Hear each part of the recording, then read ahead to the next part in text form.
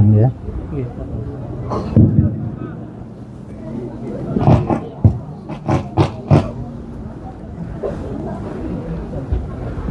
Bismillahirrahmanirrahim. Assalamualaikum waalaikumsalam warahmatullahi wabarakatuh.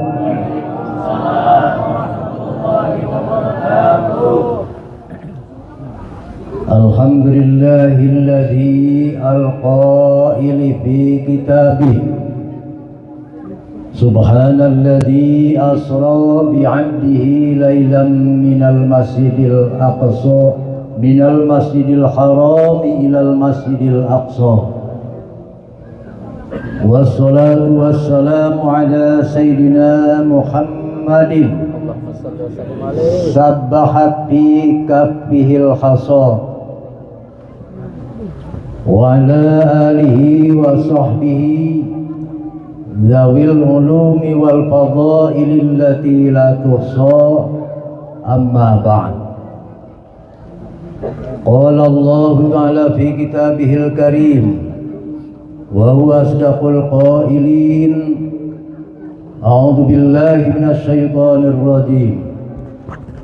Wa ma ja'alna ar-ru'ya allati araynaka illa fitnatal linnas. Wa qala Rasulullah sallallahu alaihi wasallam, innama bu'istu liutammima makarimal akhlaq. Shadaqallahul azim wa sadaqa rasuluhu habibuhul karim. Wa nahnu ala dzalika minasy syahidin wasyakirin. Allahumma ij'alna minal ladzina yastami'una al-qawla fayattabi'una ahsana. Amin amin ya rabbal alamin. Al-mukarramun, para alim ulama, para asatid wal asatidah, wabil khusus akhinal kiram Al-Ustaz Ali Akbar, kemudian juga akhinal kiram Al-Ustaz Ahmad Madiani, sahibul majlis apa tadi? Sirrajun Nubuwah. Kemudian anakda yang dari Jorong, tentunya pimpinan acara ya, Ustaz Nurdin ya, alhamdulillah qori kita. Kemudian juga sahibul majlis, apa namanya, Nurul Huda ya, Sirrun Nabawi di sini kan? Oh ya. Jadi para asatid yang tidak bisa ulun sebutkan satu persatu di sini banyak ya, guru-guru agama, dan tidak mengurangi rasa hormat dan ta'zim kepada beliau-beliau tokoh masyarakat, aparat pemerintah. Di sini dusun atau RW? Dusun ya, ketua dusun ya, dan perangkat-perangkatnya, para santri, santriawan, santriawati, ibu-ibu, bapak-bapak, hadirin wal hadirat rahimakumullah.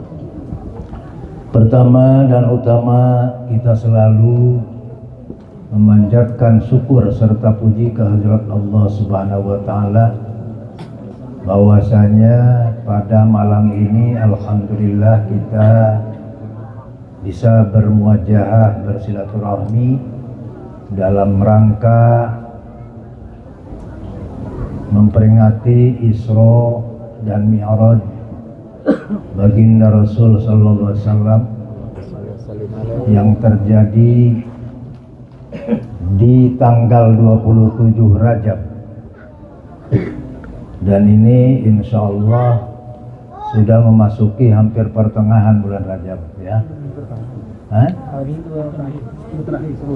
terakhir ya, 10 terakhir sudah masuk ini ya. Mudah-mudahan dengan peringatan ini kita diberikan kesehatan baik jasmani maupun rohani, diberikan hidayah oleh Allah Subhanahu wa taala, dan bisa meningkatkan kualitas iman dan takwa kepada Allah Subhanahu wa taala, sehingga dari peringatan ke peringatan ini kita bisa mendapatkan pelajaran-pelajaran yang didapat selama mengadakan peringatan, dan insya Allah itu bisa bernilai pendidikan rohani kita, karena perjalanan Isra wal Mi'raj Rasulullah SAW ini meliputi kehidupan di dua kehidupan. Yang pertama kehidupan dunia dan juga kehidupan akhirat. Makanya kalau ayat Allah Subhanahu wa taala surat Al-Isra ayat pertama itu menjelaskan, tadi sudah dibaca oleh qori kita, Subhanalladzi asra bi'abdihi lailan, dan juga ada ayat yang menerangkan tentang Mi'raj, perjalanan Rasulullah SAW dari Masjidil Aqsa ke langit ketujuh sampai Sidratul Muntaha. Surat An-Najm tadi juga dibaca oleh qori lengkap. Yang utama terdapat ayat walaqad ra'ahu nazlatan ukhra inda sidratil muntaha. Semoga pada kesempatan ini juga dalam arti memperingati ini adalah karena kita ta'ziman wa takriman dengan adanya peristiwa yang amat luar biasa, amat sangat luar biasa, yang tidak pernah diberikan kepada Nabi sebelumnya dan sesudahnya. Sebelum Rasulullah diutus dan sesudah Rasulullah diutus tidak pernah terjadi. Satu-satunya peristiwa yang agung ini khusus diberikan kepada baginda junjungan alam Nabi besar Muhammad sallallahu alaihi wasallam. Salawat dan salam semoga dilimpahkan ke hariban junjungan alam Nabi besar Muhammad sallallahu alaihi wasallam, keluarga serta para sahabatnya dan para tabi'in ila yaumil qiyamah. Sebujurnya ulun hampir-hampir tadi tidak bisa keluar dari rumah karena dibendung oleh tamu yang tidak diundang. Tidak ada satupun tamu yang diundang. Biasanya heran kalau ada acara yang akan kita berangkat, itu pasti ada tamu. Ya, artinya tidak dilayani. Bagaimana membayangkan jauhnya, ada yang dari Kalteng, ada yang dari Batola tadi, ada yang dari Banjarbaru, ada yang dari Amuntai. Nah, ini membayangkan di perjalanan saja luar biasa pengorbanannya, sehingga terpaksa akhirnya dilayani ya. Jadi pas Banda Isya baru bubar.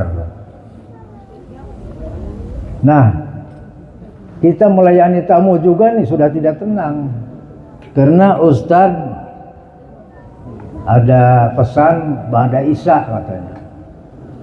Ya mungkin mudah-mudahan habsiannya lawas. Mudah-mudahan jam 10 baru ampih, baru selesai habsiannya.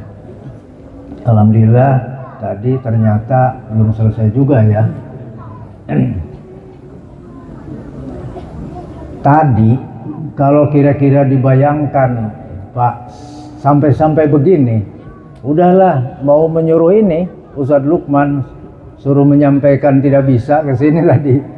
Tapi karena kita punya doa yang mustajab, baca doa langsung mustajab itu dikabul Allah. Allahumma paksakan. Itu doa kirata, dikira-kira nyata. Alhamdulillah berkah doa Allahumma paksakan bisa berangkat. Bahkan tamu-tamu yang masih di jalan ada yang sampai di Terang 300, ada yang sampai di Sungai Danau dari Batu Licin arah. Terus yang dari arah sana ada kebetulan tamu yang pakai mobilnya mogok dipelihari.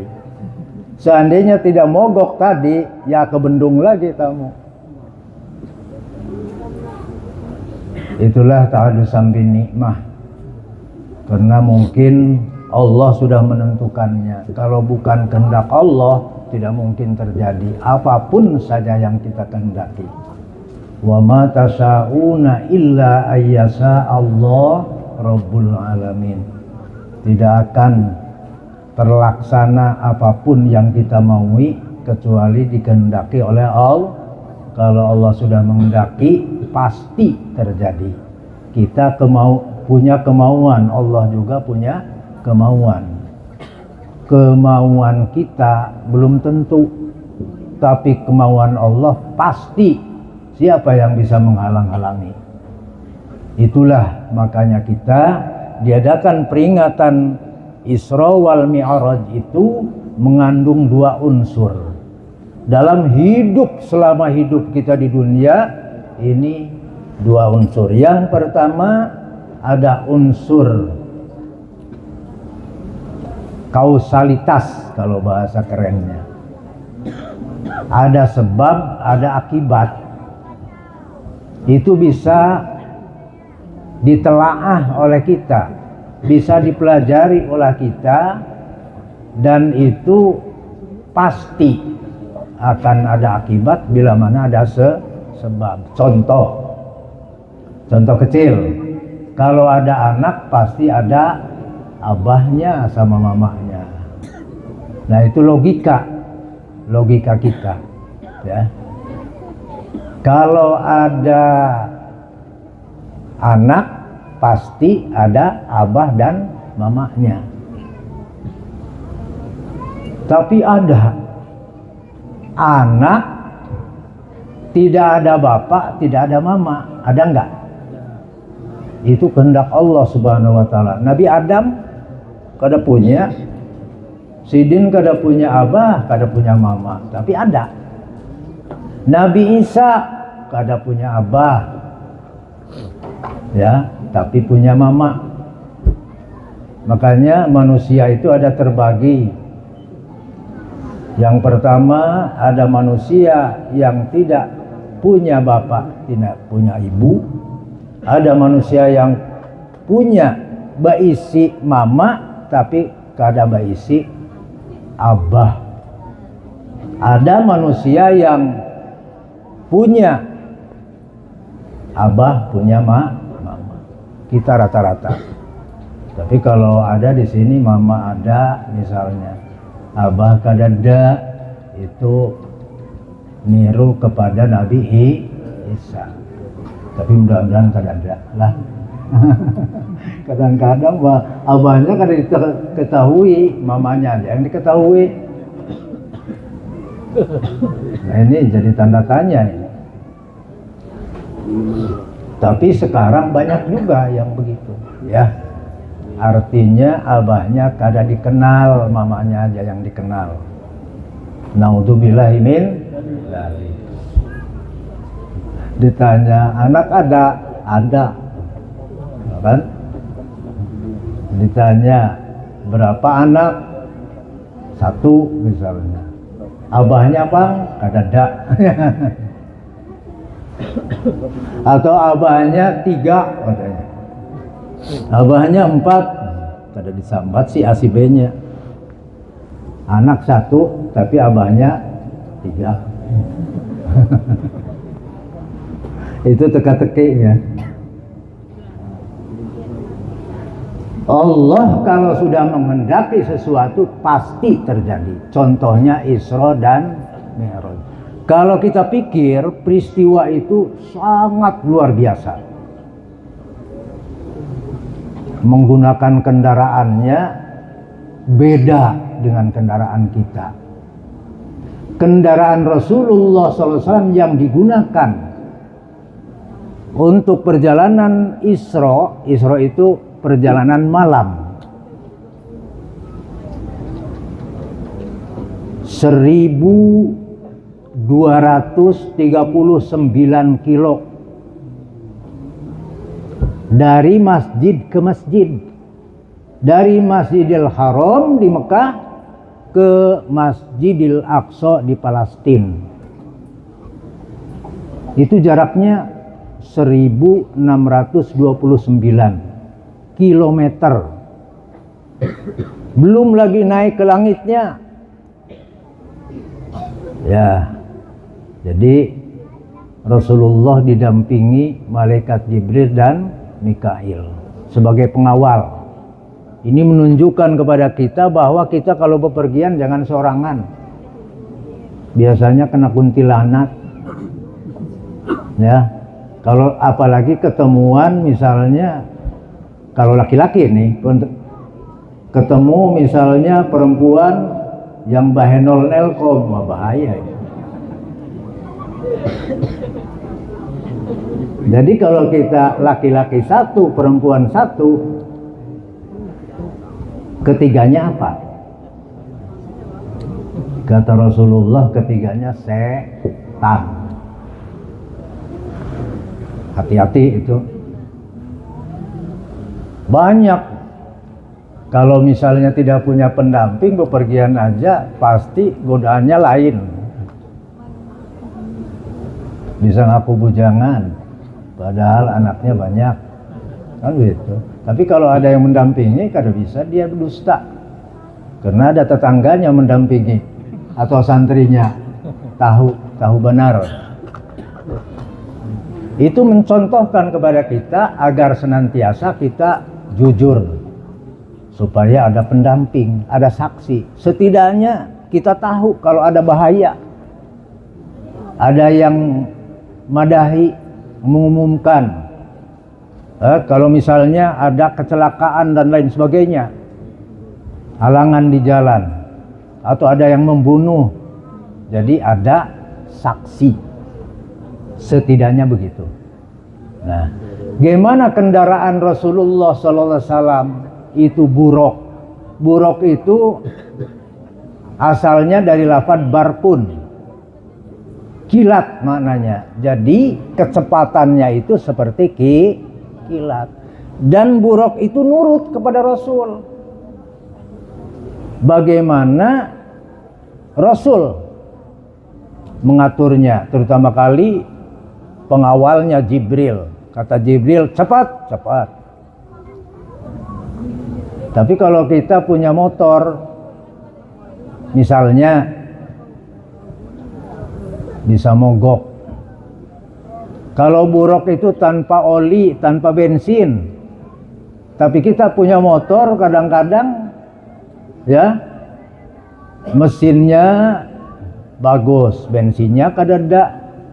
Bensinnya ada, olinya sudah ketuaan, sudah habis, kering. Nah, jadi ada saja masalah.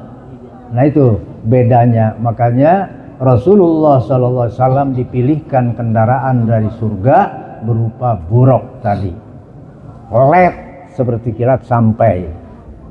Jadi Rasulullah dalam perjalanannya itu Ba'da Isya berangkat dari Masjidil Haram dan kembali sebelum subuh sudah duduk lagi di Masjidil Haram. Jadi 3/4, lebih dari setengah malam dan tidak sampai 1 malam. Berarti 3/4 malam. Setengah malam lebih, tidak sampai 1 malam. Perjalanan begitu ribuan kilometer dari masjid ke masjid. Belum lagi naiknya tadi. Menembus langit pertama, kedua, ketiga, sampai ke-7, sampai menembus Sidratul Muntaha. Dan di sana juga diperlihatkan ke surga, ke neraka, mampir ke sana, ke bari, kan? Ketemu nabi-nabi yang terdahulu. Kalau dikira-kira dihitung dengan waktu kita, rasanya memerlukan waktu yang sangat panjang. Karena ini kehendak Allah, Rasulullah SAW itu terima beres, dijamin oleh Allah Subhanahu wa Ta'ala segala-galanya, maka ini terjadi. Makanya ini jadi ukuran apakah kita percaya atau tidak, itu ukurannya iman kita. Ya, tidak bisa diukur dengan akal, dengan logika, tidak bisa peristiwa ini. Makanya setelah kejadian Isra Mi'raj itu adalah ujian bagi umat. Kalau yang sudah iman makin mantap imannya, makin yakin, karena ini jelas kita tahu bahwa bukan kehendak Rasulullah perjalanan itu, tapi kehendak Allah. Artinya Rasulullah terima beres. Artinya bukan berjalan sendiri, tapi dijalankan oleh Allah. Makanya kita lebih mantap, lebih yakin. Tapi bagi orang yang imannya ragu-ragu, yang masih lemah imannya, itu makin tidak percaya. Karena mereka itu mengukurnya secara logika, secara akal. Tidak sampai tembus kepada peristiwa itu. Tidak percaya. Makanya yang imannya ada, makin kuat imannya. Yang lemah imannya, ragu-ragu, bahkan dia kembali kepada kekufuran. Yang sudah kufur, ingkar, tidak iman, makinnya atos, kalau bahasa Jawa nih, keras hatinya, menentang, bahkan menertawakan. Dan ada yang menyebut kaum jahiliyah itu bahwa itu suatu sihir, ilmu sihir katanya. Rasul itu disihir-sihir. Abu Jahal dan abu-abu lainnya itu dia pura-pura percaya di hadapan Rasul. Dari mana? Muhammad, kan keponakannya. Ikam dari mana tadi semalam? Dari langit, dari Sidratul Muntaha. Oh iya kah? No. Dia sepertinya memuji. Akhirnya kira-kira kalau dikumpulkan ahli Mekah ini semekahan ke sini, sanggup enggak kamu mengungkapkan peristiwa Isra Mi'raj yang kamu lakukan tadi? Kata Abu Jahal, sanggup. Karena memang benar. Jadi ditakut-takutin. Seandainya dikumpulkan, dikiranya Rasulullah itu dusta. Makanya ditakut-takutin. Kalau dikumpulkan ahli Mekah ini, kamu berani nggak menceritakan peristiwa Isra Mi'raj tadi? Karena Rasul mempunyai 4 sifat. Sifat yang pertama amanah, yang kedua apa? Fatonah, sidik, amanah, tabligh, fatonah. Jadi Rasulullah bersih hatinya, ya, tidak pernah ada dusta sama sekali. Itulah perjalanan sekilas Rasulullah dalam melaksanakan Isra dan Mi'raj. Ini yang tidak bisa oleh kita dicerna oleh akal, tetapi harus dicerna dengan iman, ya.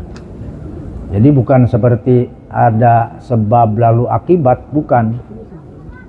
Ini iradat Allah Subhanahu wa ta'ala. Nah, jadi sepulangnya dari sana kan ditanya, kalau ibaratnya kita umroh saja biasanya mana oleh-olehnya, kan gitu, ditanya oleh-olehnya. Perjalanan begitu jauh ditanya oleh-olehnya oleh para sahabat, ternyata bukan korma, bukan sajadah, bukan air zam-zam, ya. Biasanya kita kalau orang habis bepergian pasti menanyakan itu, mana oleh-olehnya dari Mekah, dari umroh kan. Tapi oleh-olehnya cuman satu, yaitu perintah sholat. Itu oleh-olehnya. Sholat salah satu perintah Allah yang nabinya dipanggil dan disampaikan perintah itu di atas Sidratul Muntaha, di atas langit. Di atas langit. Langit di atasnya lagi. Ini menunjukkan bahwa perintah itu sangat mulia dan sangat penting bagi Rasul dan umatnya. Coba tempat memerintahkannya aja, memberikan perintah itu di atas, berarti ini sangat mulia dan tinggi nilainya. Kalau perintah zakat, perintah haji, perintah puasa di bulan Ramadan itu di bawah, di atas bumi saja, tidak dipanggil ke atas, nabinya tidak, melalui Jibril saja, ya. Kalau sholat tidak melalui, langsung dari Allah ke baginda Rasul sallallahu alaihi wasallam. Dari situ saja kita menilai bahwa perintah sholat ini lebih penting dari perintah-perintah yang lainnya. Ya, ini sholat. Jadi pertama diberikan tugas sholat untuk baginda Rasul dan untuk umatnya itu 50 waktu. Coba bayangkan kalau 50 waktu itu kalau tidak dikorteng, alhamdulillah dikorteng itu. Kortengannya ya, karena itu pun dikorteng kalau Rasul menerima berapapun diberikan tugas itu pasti mampu. Akhirnya berkat ketemu Nabi Musa alaihissalam di langit yang keempat, sudah bulik membawa tugas 50 ini, tidak ada alasan apapun Rasul. Tidak ada mengelak, tidak mampu misalnya, tidak. Malah yang ngomong tidak mampu itu Nabi Musa. Kata Nabi Musa, mana oleh-olehnya, itu kan? Aku diperintah sholat 50 waktu. Geleng kepala Nabi Musa. Waduh, katanya ini terlalu berat. Artinya karena umat engkau itu, wahai Rasulullah, sangat lemah. Lemah segalanya. Lemah tenaganya, lemah fisiknya, lemah imannya. Kalau diberikan 50, tidak akan kuat umat. Tolong minta dikorteng. Naik lagi. Nabi kita usul mohon kepada Allah agar supaya dikurangi 5, jadinya berapa? 45. Pas turun lagi ketemu lagi Nabi Musa, sudah dikurangi, sudah berapa? Dikurangi 5 waktu, berarti 45. Masih berat. Suruh kembali lagi ke atas, usul lagi, dikurangi 5, berarti tinggal 40. Masih berat, bolak-balik 5 di kortengnya sampai menjadi 5. Jadi dikuranginya 45 waktu. Akhirnya sisanya berapa? 5 waktu juga kita masih berat kelihatannya. Kan awal lari lagi 50. Itu pun Nabi Musa suruh menawar lagi ke sana. Akhirnya balik ke sana. Ya Allah sudah tutup. Tidak ada tawar-menawar lagi. Sudah. Ya. Jadi jelas yang kita rasakan 5 waktu saja luar biasa beratnya. Godaannya, rintangannya luar biasa. Nah, itulah sholat akhirnya diringankan jadi 5 berapa persen tuh? Dipotongnya berapa persen? 90% potongannya, kortengnya. Makanya kita harus syukur. Coba kalau 50 waktu langsung diberikan kepada kita, oh baru kalau ibu-ibu pakai mukena misalnya habis sholat nih, belum dipacul sudah ada yang adzan lagi, ya kan? Belum rehat, belum ngopi, sudah ada yang qomat lagi, harus sholat lagi. Apalagi belum buka TikTok, kada sempat lagi tuh. Wah ya, ini HP pun bisa memberatkan kepada mengerjakan sholat. Yang pada waktu belum datang sholat, kada pegang HP, tapi begitu waktu sholat, asalnya lihat jam aja, jam berapa ini, sudah adzan. Nah, ayo merembet-rembet. TikTok dibuka, Instagram dibuka, apalagi apa namanya, Al-YouTube juga, kitab Al-YouTube dibuka, cari mbah Google pulang, habis waktu sampai setengah jam, akhirnya apa? Sholat di akhir waktu. Mendingan kalau dilaksanakan di akhir waktu. Habis waktu tiba-tiba lepas HP sudah adzan asar. Setengah hari tuh main HP. Naudzubillahi min dzalik. Sekarang ini kalau kita terus terang ya, Dajjal itu kan bermacam-macam. Bukan Dajjal yang asli, sekarang Dajjal asgornya sudah banyak ya. Sebelum datang Dajjal Akbar, itu Dajjal juga itu. Kalau tidak kita mengekang hawa nafsu, mengekang emosi dan ambisi kita. Rasulullah sallallahu alaihi wasallam diberikan 5 waktu, kita sudah merasa berat sekali. Coba saya bayangkan kalau belum waktu sholat biasanya, wah kita santai-santai aja, lega pikiran, lega waktu. Wah. Tapi kalau sudah ada tiba waktu sholat, kadang-kadang jemuran bani kalau petani, jemuran iwak, kadang karing-karing pas ada hujan lagi,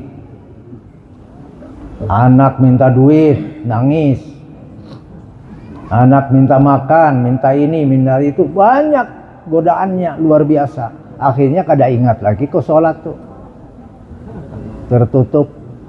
Bisa sholat, Allahu Akbar. Tidak tenang, tidak ada kehusuan. Karena dia bakal menerima uang, takut ketinggalan, selisih waktunya dengan yang janji. Itu aja yang diingat. Ya. Makanya pada waktu takbiratul ihram itu banyak yang was-was. Dia begitu Allahu Akbar, kemana-mana hatinya.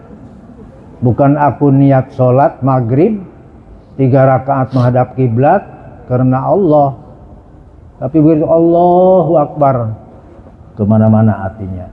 Nah, inilah kendala kita. Ini adalah apa namanya, musibah bagi kita. Nah, oleh karena itu Rasulullah sallallahu alaihi wasallam bersabda dalam sebuah hadis, awwalu ma yuhasabul abdu bihi yaumal qiyamah as-shalah. Idza saluhat jami amalih wa idza fasadat jami amalih.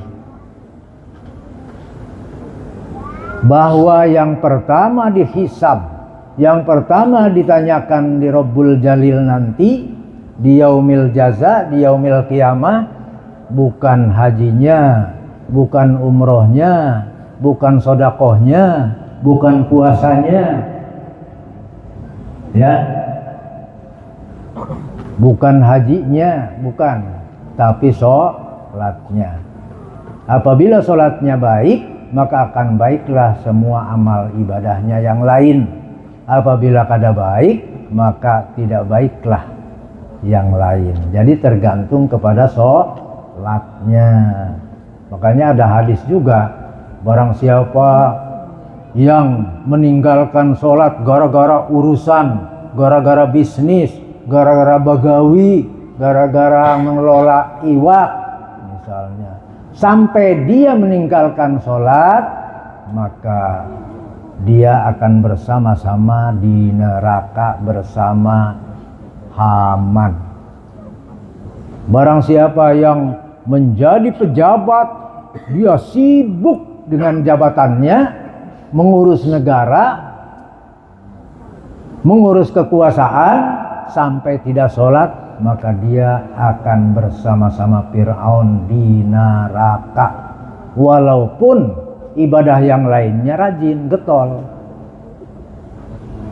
Tapi kalau sholatnya hancur, maka hancurlah semua amalnya. Nah ini.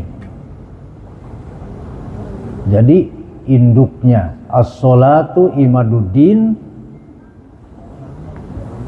faman aqomaha faqad aqomaddin, waman tarokaha faqad hadamaddin. Bahwa sholat itu adalah tihangnya agama.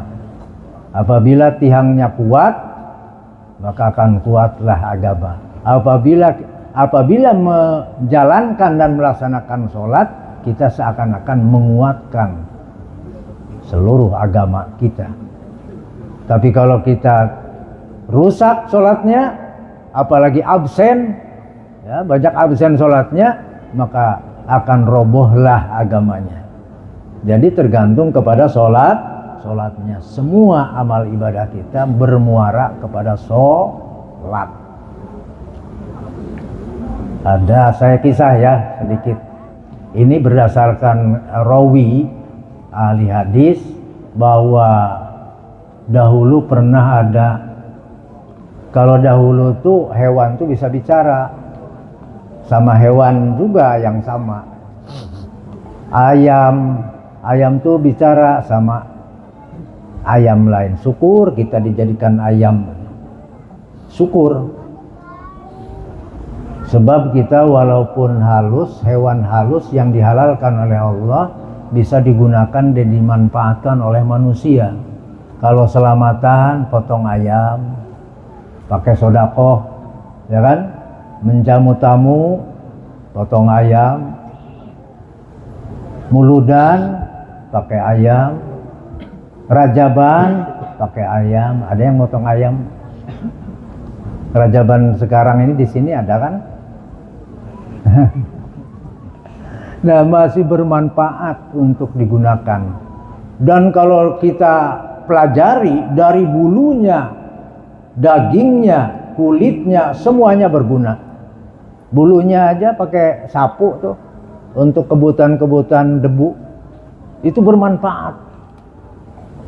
Pas ada kambing lewat ke situ, syukur kata si ayam nih, saya dijadikan ayam daripada ikam, hai kambing. Oh, kok imbasnya ke kambing nih? Ujar kambing, syukur aku juga dijadikan kambing. Saya lebih besar daripada ayam. Kaki saya 4.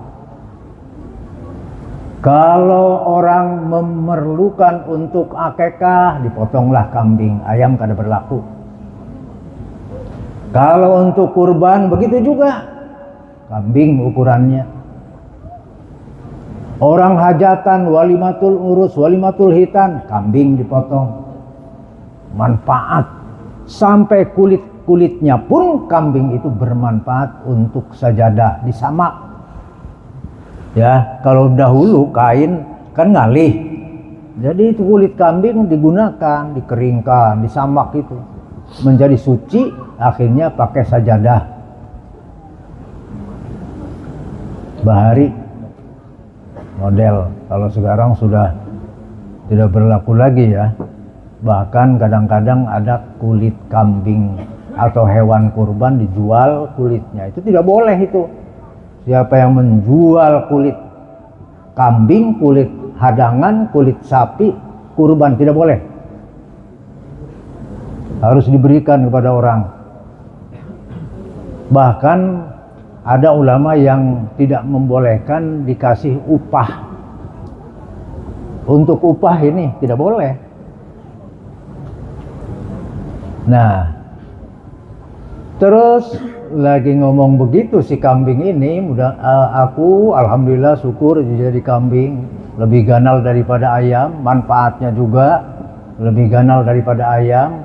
Pas ada sapi lewat, daripada ikam hei sapi, lebih baik aku, anak khairum minkum, daripada ikam hei sapi. Wah, sapi tidak mau kalah. Alhamdulillah saya dijadikan sapi, lebih ganal lagi kalau korban untuk 7 orang. Begitu juga misalnya mau akekah, berlaku dikiaskan kepada korban untuk 7 orang. Makanya diadakan biasanya akekah massal ya, sekeluargaan sapi 1, 7 orang. Kemudian kalau digunakan untuk bajak sawah bisa sapi kan. Pas ada hadangan di situ lewat, daripada ikam hei hadangan, hei kerbau, lebih baik aku. Tapi tidak membalas kerbau itu. Ikam jelek, ikam kekurangan ini, kurang itu, tidak. Syukur aku dijadikan hadangan atau kerbau, lebih ganal lagi daripada sapi, fisiknya dan tenaganya. Bahkan dulu waktu banyak kayu ulin, itu dijadikan kendaraan narik kayu di gunung. Itu lebihnya kerbau itu, bukan dipakai membajak sawah saja, tapi dijadikan usaha bisnis, yaitu jadi kendaraan di gunung, narik kayu. Nah, terus akhirnya syukur saya dijadikan, dan tidak kurang, tidak lebih, sama dengan sapi nilainya dan akekah. Berlaku untuk 7 orang, sama dengan unta, kan? Akhirnya tiba-tiba babi lewat ke situ. Daripada ikam hei babi. Kalau menurut agama Islam babi kan haram. Keharamannya itu karena najis. Najisnya tidak tanggung-tanggung, najis mughaladhah. Kena jilatannya saja itu harus dibasuh, disertu ya. Disertu itu pakai debu, pakai air, selang-seling 7 kali, saking beratnya najisnya. Nah, akhirnya babi itu ngomong, aku juga syukur dijadikan babi, katanya. Masih syukur babi, pandai bersyukur juga. Itu babi. Pas ada orang lewat ke situ tidak pernah sholat, daripada ikam hei manusia tidak pernah sholat.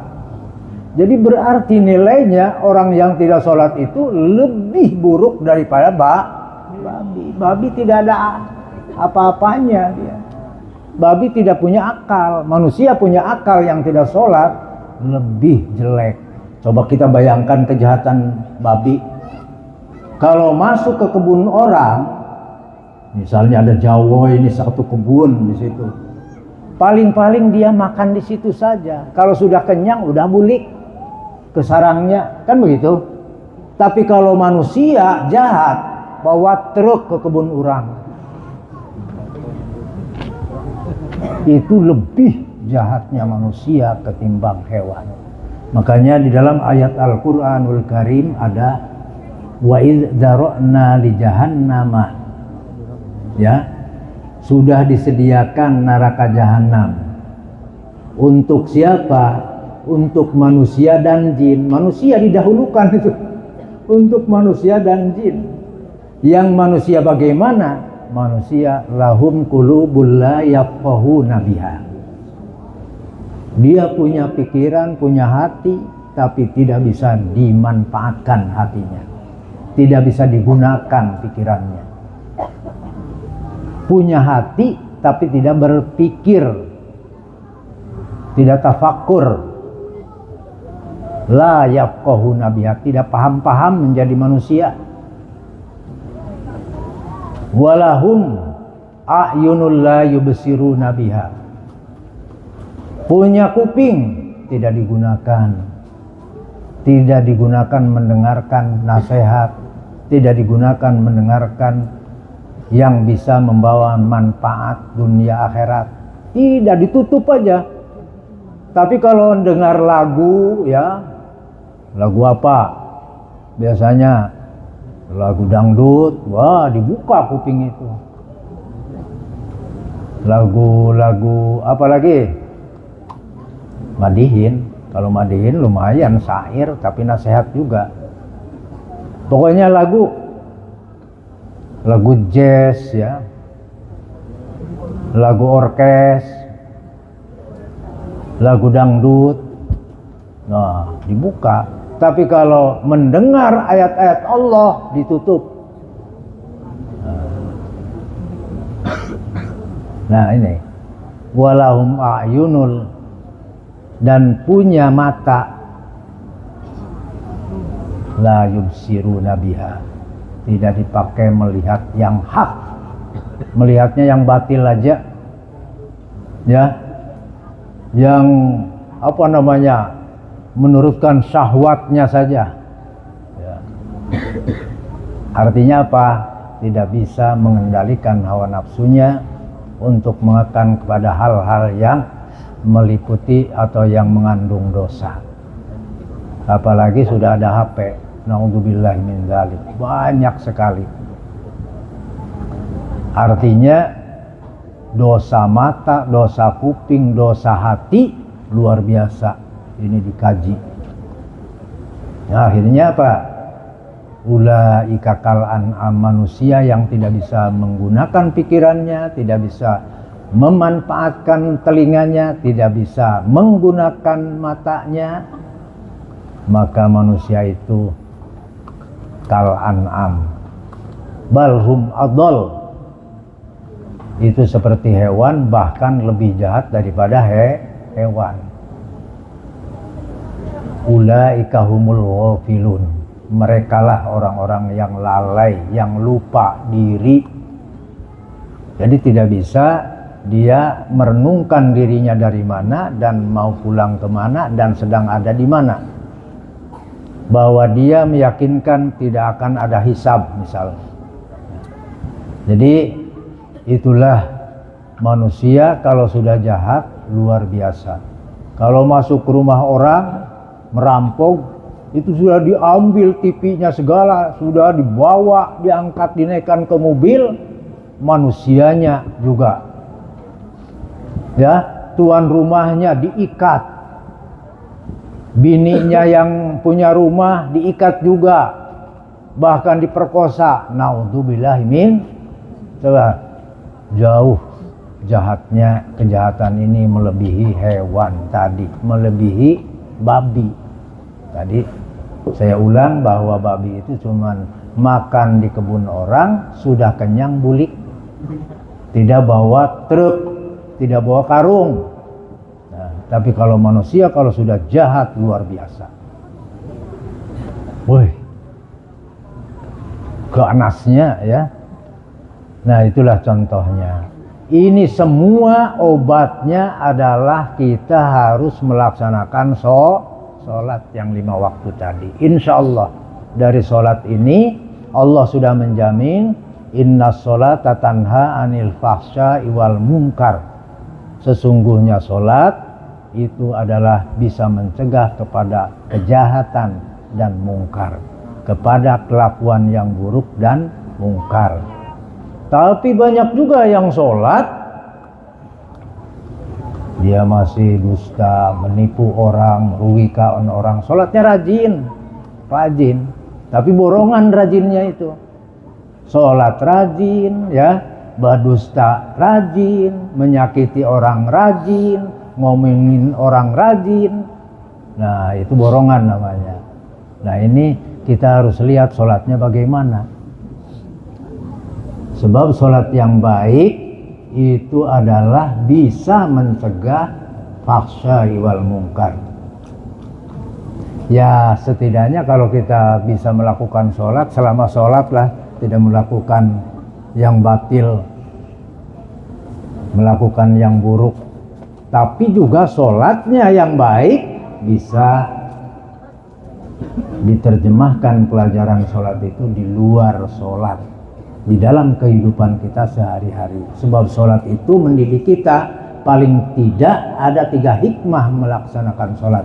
Yang pertama adalah tawadhu, bisa rendah hati karena kita ajaran sholat. Coba kalau kita sudah sujud, ini kepala kita yang paling terhormat di badan kita itu kalau sudah sujud sama rendahnya dengan kaki, telapak kaki kita sama hinanya. Ini kepala kita dihormati oleh kita. Kalau kita dipukul misalnya cuma tangan punggung tidak apa-apa, paling senyum, ya. Tapi kalau kepala dipukul oleh orang, coba rasakan, luar biasa kita rasa tidak dihormati, tidak dihargai lagi oleh orang tuh kalau sudah ke kepala arahnya, ditinju tiba-tiba misalnya. Tapi kalau sekedar punggung tidak masalah, dimaafkan, atau paling senyum tadi. Nah, itu saking apa? Saking terhormatnya kepala kita. Wong fungsinya juga, adanya juga, keberadaannya paling tinggi di atas badan yang lainnya. Anggota badan kita kan di bawah kepala semua. Nah, itu di waktu sujud kepada Allah hina, rendah kepala kita. Nah, makanya itu di situ ajaran harus kita tawadhu, rendah hati. Yang kedua, ikhlas. Ajaran sholat di dalam ikhlas itu adalah kalau kita sudah Allahu Akbar, Allah yang maha agung, yang maha besar, jadi semuanya kecil, kita berhadap kepada Allah, demi Allah saya tuntut untuk berikhlas kepada-Nya. Jadi yang penting Allah. Biarpun misalnya dalam takbiratul ihram Allahu Akbar, hati kita pasti kalau memang yang disebut keluarnya dari hati Allahu Akbar, cuman Allah yang kita banggakan, yang lain tidak. Apakah kita dipuji orang, apakah kita diejek orang, masa bodoh, yang penting Allah Subhanahu wa ta'ala. Yang ketiga, sholat itu membawa ketenangan hidup, ya, dari mulai wudhu. Karena manusia kan mempunyai tadi emosi, ambisi, punya kemauan yang tinggi, nafsu. Nah, ini diredam oleh melaksanakan sholat. Dari wudhu saja dibasuhi anggota badan kita atau anggota wudhu kita, ini sudah tersiram dingin, adem, anyem rasanya kalau di bawah sholat. Coba orang yang tidak sholat bisa dibandingkan. Kita saja umat Islam sudah membiarkan sholat, tidak sholat, pusing, bawahnya mau marah terus, emosi, ambisi. Apalagi kalau punya tetangga sudah beli ini, beli itu, kita pasti juga bisa kita yang sakit malah. Kenapa? Karena kita juga punya kemauan kan. Nah, tidak mau kalah. Nah, ini pentingnya sholat. Di dalam sebuah hadis Rasulullah SAW bersabda, innama maudi'is sholati kamaudi'il ra'si fil jasad. Sesungguhnya sholat dalam kehidupan itu adalah laksana kepala di dalam anggota badan. bisa hidup seseorang kalau ada kepalanya. Kira-kira pernah nggak ketemu orang tidak ada kepalanya, tapi jalan ke sana, jalan ke pantai, ke laut, ke sana bolak-balik? Ada nggak? Bu, pernah melihat? Atau bukan manusia lah, hewan. Nah, ada kambing dari sana, pas lari-lari tidak ada kepalanya, ada nggak? Ada. Karena sebab ada kepalanya bisa hidup. Begitu juga dalam agama, itu dimisalkan bahwa sholat itu di dalam agama kepalanya bisa hidup agamanya kalau kepalanya ada. Innama maudhi'is sholat kamaudhi'ir ra'si fil jasad. Itu sabda Rasul sallallahu alaihi wasallam. Jadi kalau ada kepalanya bisa hidup manusia. Kalau ada sholatnya bisa hidup agamanya, bisa kokoh agamanya. Kalau tidak, ya itu. Kalau umat Islam misalnya tidak sholat, ya sama aja, dia tidak berkepala, itulah. Artinya matinya itu sebelum mati benaran, itulah. Sudah mati dahulu. Nah, itu jangan sampai kita ya. Ustaz, sudah jam berapa ini? Masya Allah, asik ini. Jam 9 ya Pak. Jam 9 baru ya? Ya lewat tapi. Lewat. Mungkin itu aja ya kata-kata ulun. Ini bukan ceramah tapi kata-kata ulun silaturahmi. Ya, keganangan pean berataan. Lawas kada ketemuan. Kalau dahulu bisa ke rumah ulun nih.